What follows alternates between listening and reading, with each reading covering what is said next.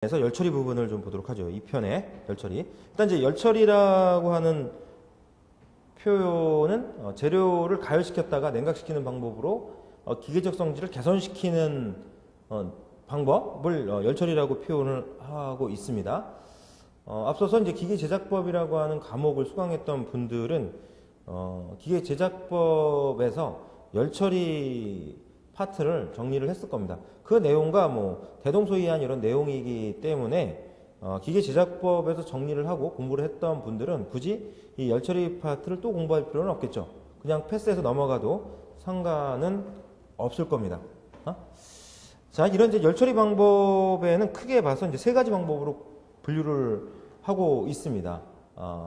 일반형 열처리, 계단형 열처리라고 해서 일반형 열처리가 있고요. 그리고 항원 열처리법이 있습니다. 항원 열처리법이 있고, 그다음 세 번째로는 표면 경화법이라고 하는 열처리가 있죠. 이렇게 일반 열처리에는 네 가지가 있습니다. 담금질, 뜨임, 불림, 풀림 네 가지 열처리가 있는데 이 열처리의 그 목적을 잘 알아두셔야 돼요. 담금질을 하는 목적이 뭐냐?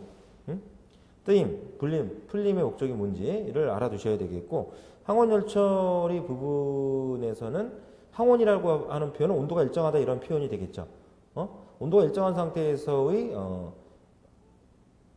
온도를 일정하게 유지하면서 시간의 경과에 따라서 조직의 변화를 기계적 성질을 개선시키는 열처리라고 봐야지 됩니다. 이런 이제 열처리의 종류에는 역시 항원 담금질, 항원 뜨임, 항원 풀림이 있습니다. 그 항원 담금질의 종류, 그다음 항원 열처리에 대한 개념을 알아두시면 되겠고, 그다음 표면경화 열처리 방법으로는 물리적인 표면경화법, 화학적인 표면경화법, 그리고 금속침투법이라고 해서 세 가지 방법이 있습니다. 세 가지 방법에 대해서 간단하게 정리를 해 둘 필요가 있겠고요. 자, 그리고 열처리를 지배하는 요인에서요. 열처리 작업에 영향을 주는 요소 해가지고 한 네 가지 정도가 있습니다. 네 가지 정도가 있어요. 첫 번째는 온도가 있어요. 온도. 가열 온도가 몇 도냐. 그리고 냉각 시 냉각 온도가 몇 도냐라고 하는 거. 열처리 작업에 영향을 주고요. 그 다음에 항원 열처리처럼 일정한 온도 하에서 어느 정도 시간을 유지시키느냐. 냉각 속도가 빠르냐. 아니면 냉각 속도가 느리냐. 항원 열처리 시간이 어떻게 되느냐. 이런 시간에 영향을 받는다는 것이죠. 그래서 시간도 열처리 작업에 영향을 주는 요소다. 이렇게 볼 수가 있고요. 그다음 세 번째 냉각 속도가 느리냐 빠르냐. 냉각 속도가 빠르면 빠를수록 단단한 재료가 되고요. 냉각 속도가 빠르면 조직의 입자들이 미세화돼서 단단한 재료가 된다는 것이죠. 냉각 속도가 느리면 조직의 입자들이 조대화돼서 경도가 떨어지는 또 원인이 되고요. 냉각 속도가 느리다라고 하는 것이. 네 번째 냉각 능력. 냉각을 시키기 위해서 냉각 능력 빠르냐 느리냐 뭐 이런 차이죠. 역시. 물에다 냉각을 시키느냐 아니면 기름에다 냉각을 시키느냐 아니면 공기 중에 냉각을 시키느냐에 따라서 냉각 정도가 다 달라요. 그래서 냉각 능력을 좋게 하려면 어떤 냉각제를 사용해야 냉각 능이 좋으냐 이런 것들을 그런 이제 재료적인 냉각시키는 냉각제의 재료에 따라서도 영향을 받는다 이런 거죠. 그렇죠? 그런 부분을 냉각 능력이라고 표현한 거라고 생각을 하시면 됩니다. 자, 그래서 열처리를 지배하는 요소 네 가지 온도라든가 시간이라든가 냉각 속도라든가 냉각 능력, 냉각체 이런 것들이 영향을 주는 요소다. 기억을 해두시기 바랍니다. 자, 그러면 이제 계단형 열처리부터 보도록 하겠습니다. 계단형 열처리부터 보면 먼저 담금질에 대한 명칭으로는 이제 퀸칭, 소입이라는 표현을 쓰기도 합니다. 담금질을 원어로는 퀸칭, 한자적인 표현으로는 소입 표현을 써요. 그래서 이런 이제 명칭은 다 알아두셔야 되겠고요. 그래서 재료를 가열을 시켰다가요. 즉 가열을 시킬 때는 기준이 A1 변태점이나 A3 변태점, A1 변태점이나 A3 변태점보다 30에서 50도 정도 높게 가열했다가 급냉시키는 방법으로 조직을 경하게 만드는 열처리가 바로 담금질입니다. 당금질의 목적이 뭐냐? 강도, 경도 증가죠. 강도와 경도가 증가가 하게 되면 연신율, 단면 수축률들은 이제 감소가 일어나겠죠.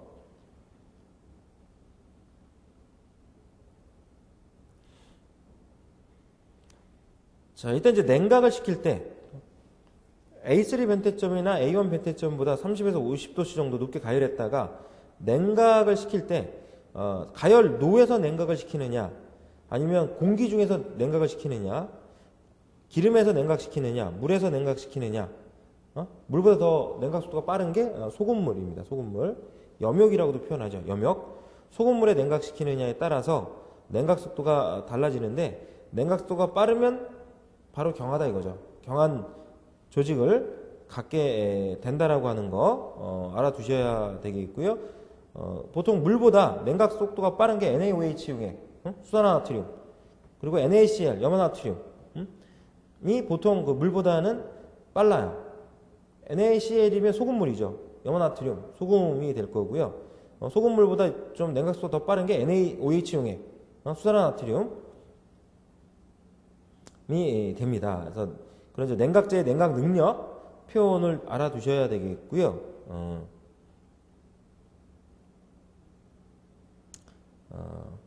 냉각을 시킬 때 어디에다 냉각을 시키느냐에 따라서 당금질 열처리 후 재료가 갖게 되는 조직이 달라지게 됩니다.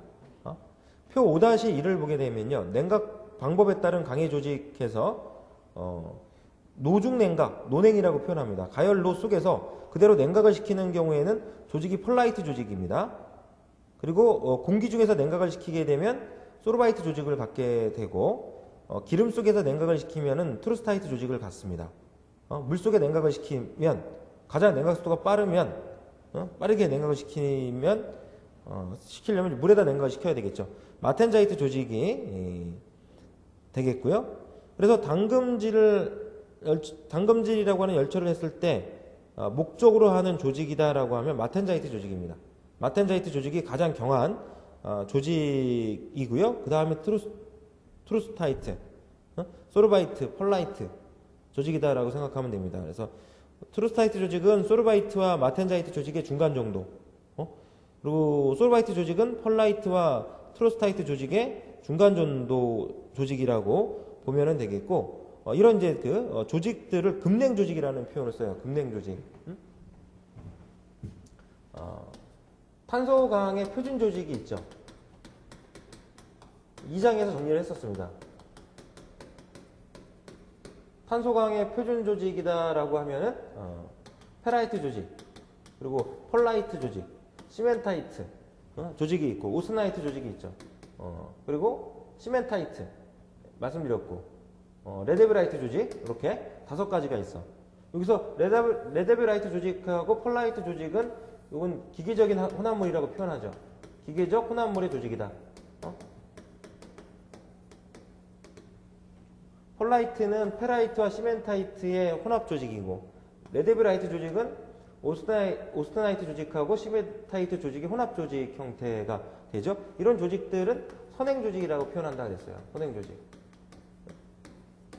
당금질 처리를 하면은 당금질 조직이라고 해서 마텐자이트 조직, 트루스타이트 조직, 소르바이트 조직이 나타납니다. 그리고 폴라이트 조직도 나타나고 오스나이트 조직도 나타나게 돼요. 그러나 오스나이트 조직이나 이 폴라이트 조직은 선행 조직, 즉 그 탄소 강의 표준 조직에서 나타나는 조직입니다. 그렇게 따지면 당금질 열처리를 했을 때만 나타나는 조직은 소르바이트, 트루스타이트, 마텐자이트 조직이 나타나게 되는 것이죠. 이런 조직들을 금냉 조직이라고 표현을 합니다. 단순하게는 다음 중 금냉 조직이 아닌 걸 골라라와 같은 유형의 문제도 출제가 된다라고 하는 것이죠. 이렇게 참고하셔야 되겠고, 마텐자이트 조직을 얻고자 하는 게 당금질 열처리의 목적이다 라고 보면 됩니다. 그래서 물, 소금물 또는 수산화 나트륨 속에 냉각을 시켰을 때 나타나는 조직이 마텐자이트 조직이고요. 이렇게. 예. 어떤 냉각 방법을 선택하느냐에 따라 당금질 조직이 달라지게 된다. 표 5-1을 참고해서 봐주면 됩니다. 예. 예.